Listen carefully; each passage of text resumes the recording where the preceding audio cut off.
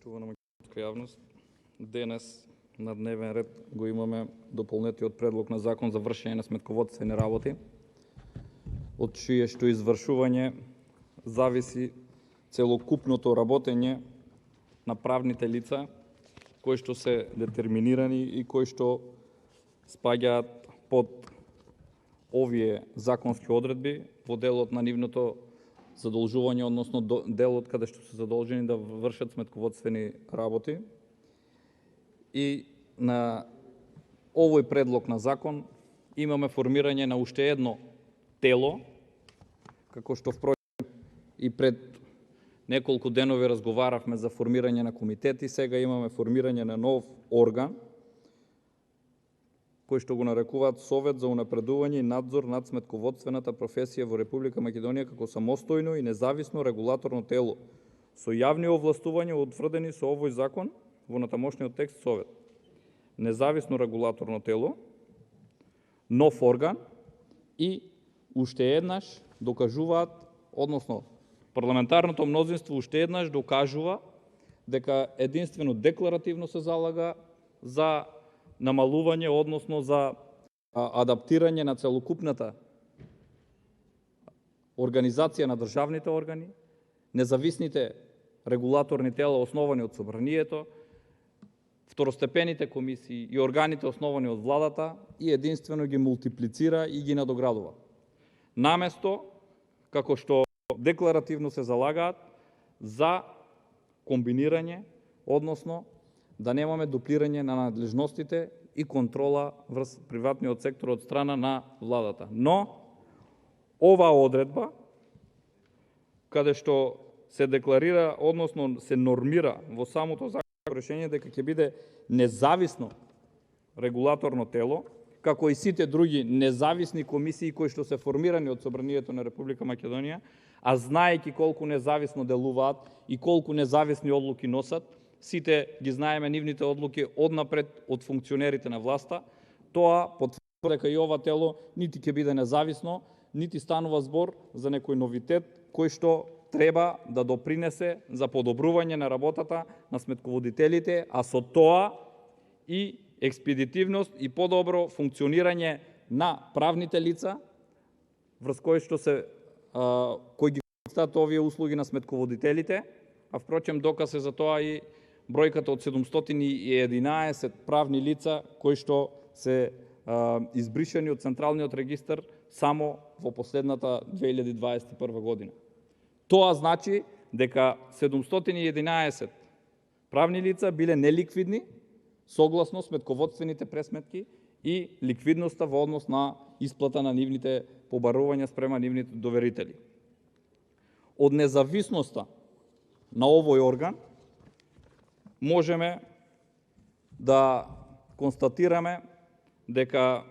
два члена кои што ги предлага министерот за финансии, кои што потенцирам, овде е изменето како дополнет предлог, бидејќи претходно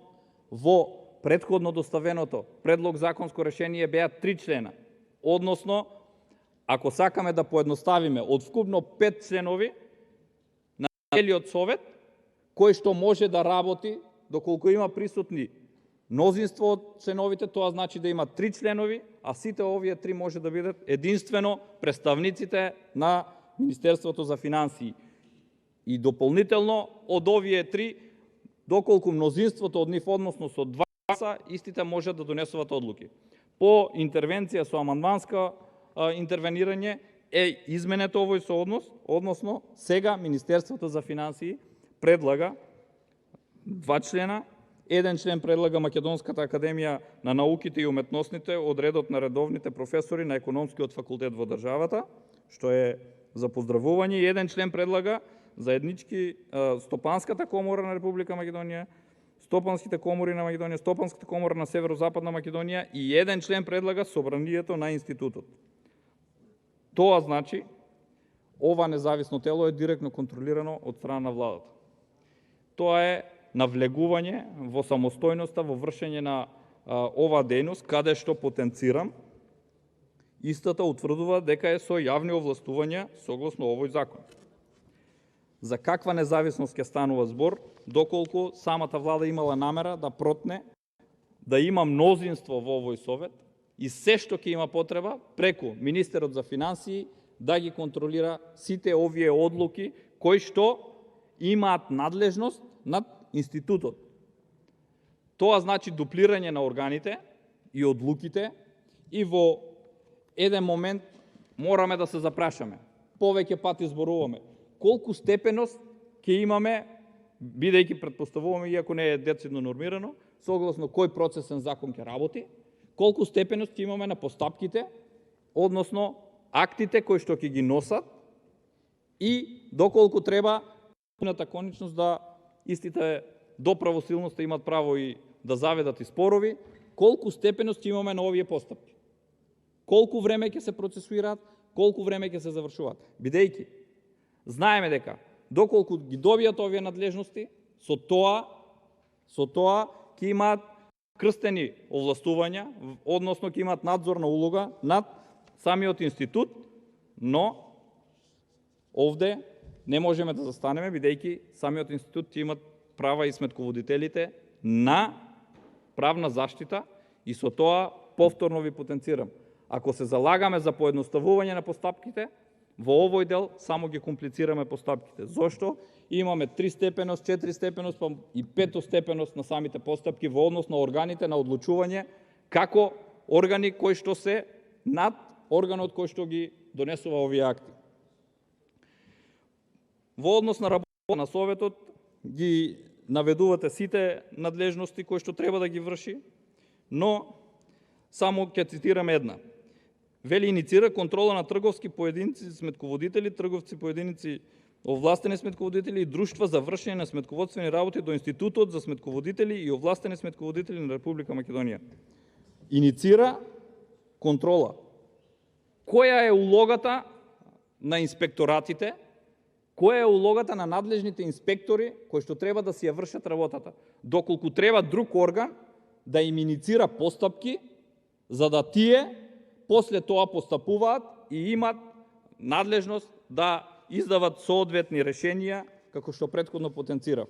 Се дуплираат надлежностите, се создава колизија на самите одредби од процесните и материјалните закони, за да на крајот имаме правна празнина и пред судските органи решенијата кои што не се по мерка на извршната власт бидат оспорени и истите секако согласно слободите и можностите кои што се оставени и колизијата на одредбите како поповолни закони пред судовите ќе си ги остварат своите незагарантирани права согласно закон, како што можеме да кажеме, бидејќи ако станува збор за честна намера, немало потреба од дуплирање на вакви органи и обременување повторно на постапките, иако се повикувате на усогласување со позитивните законски прописи на Европската унија, каде што децидно секогаш знаеме дека сме во на усогласување добри, но имплементацијата е на незавидно ниско ниво. Еден од деловите каде што повторно се врши концентрирање на моќта е всушност и делот каде што имаме спрега финансиски импликации во однос на обуките кои што треба да ги вршат овластените друштва кои што можат да дават услуги, без при тоа да воопшто се воспостави одреден правилник и нормирање на начинот и цените на кои што истите постапуваат. Се воспоставени единствено условите за обуките и усовршувањата кои што треба да ги посетуваат, иако сметаме дека оваа бројка на часови е изузетно голема бројка на часови на посетување и сето ова се потврдува и од самите преодни и завршни одредби, почитувани колеги. Зошто? Ако видите едно законско решение каде што имаме повеќе од десетина членови во преодни и завршни одредби, кои што претходно ги немало, се сакало на мала врата да се протнат одредбите на претходно доставениот предлог на закон, а да со тоа бидат ставени во незавидна состојба сите оние кои што претходно посетувале обуки, сите оние кои што неколку години поради системот во кој што се наоѓаме, не можеле да ги остварат своето право да ги добијат оние лиценци за сметководители и овластени сметководители. Затоа со ова законско решение има задни намери и не е се честно Марија како што се Петрушевска предвижда. Кафја. Има